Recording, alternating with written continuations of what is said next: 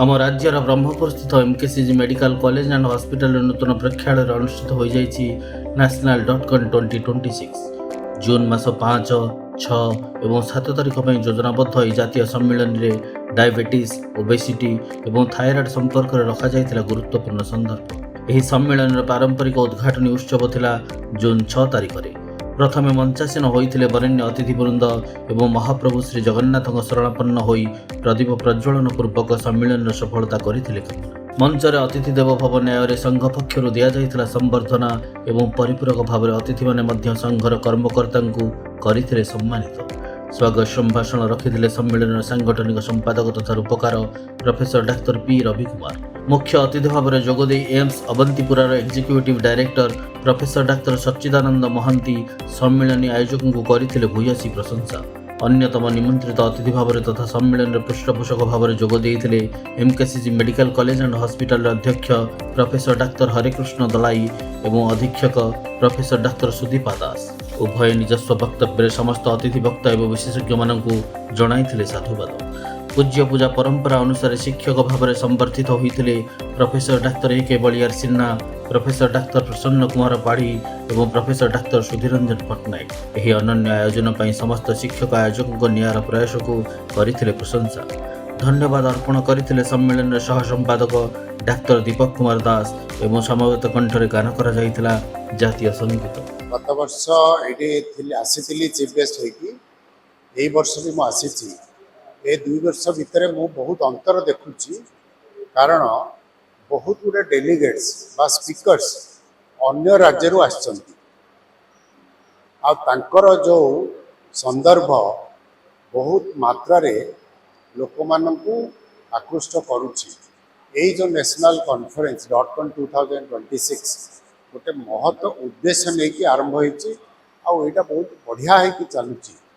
Diabetes कहतु, obesity कहतु, thyroid कहतु, ये तीनोटी जिनस वर्तमान एंडोक्रिनोलॉजिस्ट मानकर मूल मंत्र जे याकू केमती आमे कमेइबा।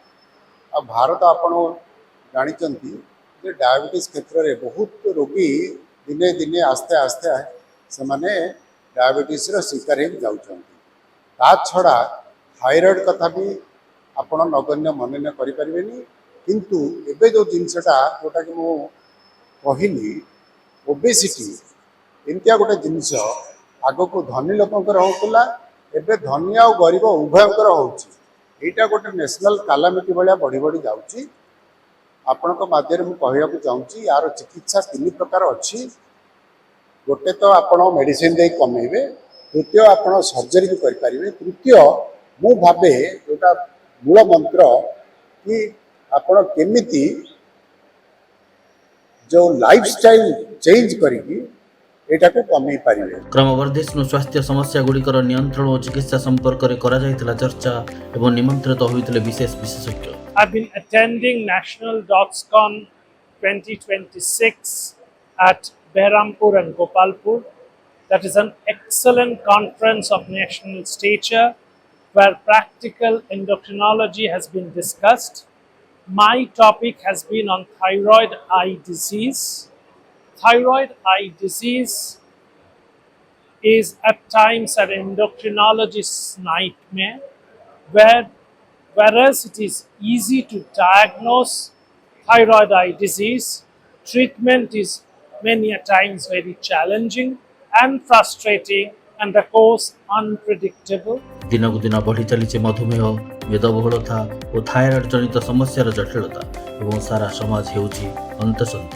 ये जो सम्मेलन है कॉन्फ्रेंस है बरहमपुर रे .con यार उद्देश्य थिला तीनोटी रोग विषय रे सचेतनता डाक्तर मान भितर आ समाज रे आनिबा।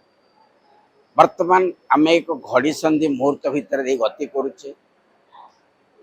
सारा पृथ्वी रे मधुमेह रोग बहु भाव रे व्यापी जाउची एवं से मध्य आम देश प्रथम स्थान रे पहुँचला। भारत को मधुमेह रोगर राजधानी बोली कहा जाउची। से भलिया आउ एक प्रॉब्लम होची थायराइड रोग।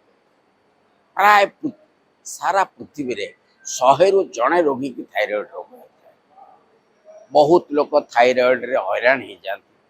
विडम्बनार विषय है मधुमेह एवं थायराइड ओबेसिटी या लगी बहुत बढ़िया बढ़िया चिकित्सा आम पाखे उपलब्ध अच्छी। खाली आवश्यकता है डाक्तर माने जानिबा दरकार चिकित्सा क्या को चिकित्सा दिया हबो आउ किभली भाबरे दिया हबो। गवेषणात्मक संदर्भ पैनल डिस्कशन एवं केस बेस प्रेजेंटेशन इत्यादि करा जायथिला योजना जहा द्वारा भाग नैथिबा प्रतिनिधि होइथिले उपकृत। Diabetes has been an increasing trend all over the India due to the growing epidemic of obesity as well as the family history. So almost all the families, at least one of the person is being affected with the diabetes mellitus. So the periodic checkup of all obese individual at least once yearly, they should check the sugar as well as the blood pressure as well as the lipid profile. And so adolescent females before planning any marriage, they should also be check the diabetes and they should maintain good glycemic control so that the pregnancy will be smooth. And without doctor's opinion or advice, they never should stop the medications. And because the management of diabetes may be easy, but diabetes related complications that may affect the kidney, heart, eye as well as the vascular systems, and there may be a non-healing ulcer. And so all type of diabetes without doctor's advice, they should not stop any medicine and they should seek periodical follow-up and at least to check glucose once in every month and HbA1c at once in 3 months, so that they can maintain good glycemic control and the yearly control. So if it control is very yearly, the quality of life will be very better. देशर कोण अनुकोणरू प्राय 10टी राज्य निमंत्रित होइतिले प्रतिदश विशेषज्ञ एवं प्रदान करथिले गवेषणात्मक संदर्भ। मेरा टॉपिक था टाइप 5 डायबिटीज। तो ये आपने सुन के हैरान हो गए होंगे कि टाइप 5 डायबिटीज क्या, क्योंकि आपने तो सुना होगा टाइप 1 डायबिटीज के बारे में, टाइप 2 डायबिटीज के बारे में सुने होंगे, लेकिन ये क्या है टाइप 5 डायबिटीज। टाइप 1 में क्या होता है कि अक्सर लोगों में इंसुलिन तो बहुत कमी होता है, तो टाइप 1 डायबिटीज में इलाज के लिए इंसुलिन ही लेना पड़ता है। टाइप 2 डायबिटीज में क्या होता है कि उसमें ज़्यादातर लोगों में क्या कि इंसुलिन रेसिस्टेंस हो जाता है, तो इंसुलिन रेसिस्टेंस के कारण डायबिटीज बन जाता है, इंसुलिन काम नहीं कर रहा है। तो उसमें भी क्या है कि कई बार क्या था 70 से 80% लोगों में मोटापा होता है, फैटी लिवर बनता है, उसके कारण टाइप 2 डायबिटीज बन जाता है। तो टाइप 2 डायबिटीज में आप जानते हो कि वो टैबलेट कुछ लोगों में कई सालों के बाद इंसुलिन का जरूरत पड़ता है, लेकिन टाइप 5 डायबिटीज से होता है बीच में, यानी कि टाइप 1 जैसा पूरा इंसुलिन का कमी नहीं होता है, या टाइप 2 डायबिटीज का जैसा मोटापा, फैटी लिवर कुछ नहीं होता है। और टाइप 5 डायबिटीज वालों में वजन तो बहुत कम रहता है, यानी कि BMI अगर आप देखेंगे तो 18.5 से नीचे ही हो जाता है, तो लो वेट डायबिटीज होता है। This is the conference where I spoke on subclinical hyperthyroidism in a 50-year-old postmenopausal lady. So this condition for thyroid is important because thyroid can control the energy metabolism. For this lady with 50 years and producing high thyroid hormone levels, what is the concern? The primary concern is bone health. Bone health is the main thing because bone fractures, bone disability and falls can be leading to the person going to poor quality of life. Thyroid is produced more in the body, it causes increased bone resorption. Finally, what happens for the public, it is difficult to diagnose. So people say TSH is low, T3, T4 is also found and it does not control. So you have to meet your endocrinologist to start treatment, and the doctor will screen your heart and the bone and check your cognition also. गर्भवती महिलार जत्न संपर्क में रखा जायथिला एक गुरुत्वपूर्ण संदर्भ जहाको कि प्रदान करथिले प्रख्यात मधुमेह विशेषज्ञ डाक्टर अशोक कुमार दास। मु जो विषय आज कहली सेटा होती प्री कनसेप्शन केयर। आपण देखंतु जदि माँ को डायबिटीज अच्छी, जो तार झील को डायबिटीज होची, जदि ब्लड शुगर कंट्रोल न थाए तार झील जते माँ हम से भी डायबिटीज ता झील को दब। आपको आम कहूँ transgenerational transmission, how the diabetes traverses from one generation of the grandmother to the mother and the mother to be the child. Seithipai, if you want to cut off this transmission, what is important is the preconception care. माने छुआ हवा आगुरु गोटे concept हेची जे fit to be mother, तुम निजे निजे को टेस्ट परीक्षा करो ब्लड प्रेशर देख, ब्लड सुगर देख, तुम जेनेटिक चेंज देख, तुम पेल्विस हाइट वेट देख, नॉर्मल डिलीवरी हम कि नहीं।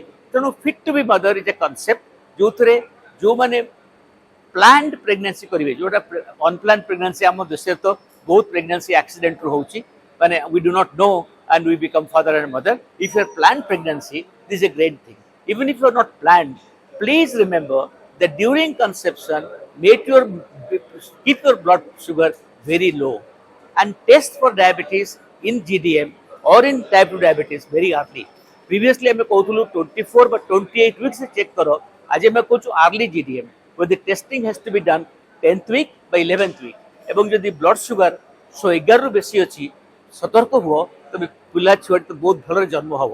तेणु बंधुगण मुझे कहूँ चाहूँगी मोर कहबार अभिप्राय थिला जे conception care can start before the girl becomes pregnant by full planning and the fit to be mother clinic. जैसे क्लिनिक नहीं एटलिस्ट तुम निज blood sugar blood pressure infect अच्छे कि नहीं तुम वैक्सीन नहीं सब टेस्ट कर तुम entire period of pregnancy blood sugar को नॉर्मल रख 120 रु कम रख एवं तुम देख तुम छुआ दीर्घायु हम छुआ भल रेश कंट्री आम will be a diabetes free generation.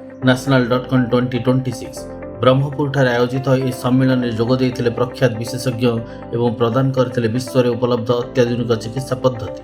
national.com 2026 Berhampur MKCG medical college नुआ ऑडिटोरियम 3 दिन होता एवं एतिरे प्राय 500 डॉक्टर माने जोग देइथिले एवं 10टा राज्य प्राय 25 जन एक्सपर्ट्स एतिरे जोग देइथिले। ई मुख्य उद्देश्य ये कॉन्फ्रेंस रो डायबिटीज ओबेसिटी एवं थायराइड 3 डिसीजेस विषय रे गवेषणा नुआ मॉलिक्यूल्स एवं तार आगु को कौन रिसर्च हेबाकु जाउची से विषय रे दीर्घ आलोचना होइतिला एवं एक्सपर्ट्स माने तांकर ओपिनियन एवं नुआ नुआ पद्धति जहाँ भी आविष्कार होइची हेबाकु जाउची से विषय रे बहुत गवेषणा एवं तर्क वितर्क बहुत होइतिला। हम आशा करुची एटा लास्ट ईयर आमर .com करथिलु 2025 एही वर्ष एटा को परिणत करिलु national.com 2026। आर मुख्य उद्देश्य जे समाज को केमिति आमे ए 3 रोग डायबिटीज ओबेसिटी एवं थायराइड रोग रु मुक्त करिवा एवं ए डिसीज को केमिति प्रिवेंशन दिगरे आमे आगे जिबा से विषय आजिर 3 दिन जाय सुदीर्घ चर्चा होइतिला। ए कॉन्फ्रेंस द्वारा एंडोक्राइनोलॉजिस्ट साधारण फिजिशियंस एवं स्पेशलिस्ट मान को बहुत उपकार हम कहीं प्राय एंडोक्राइनोलॉजिस्ट ए विषय किसी ना कि जानी मात्र जनरल फिजिशियन एवं अन्य स्पेशलिस्ट माने ए विषय विशेष किसी साइंटिफिक नॉलेज अभाव थी से बहुत लोक से बहुत आग को जाइए बहुत सहकारी हम। जून 5, 6 और 7 तारिख योजनाबद्ध सम्मेलन होइतिला बेस सरस सुंदर और सफल मध्य।